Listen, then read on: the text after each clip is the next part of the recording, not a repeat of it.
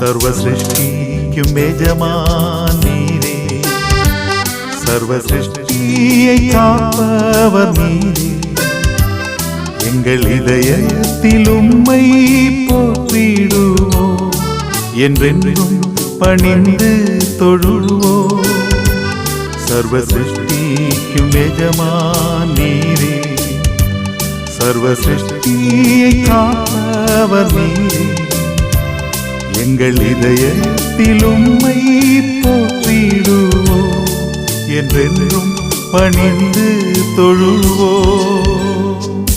ஆஹா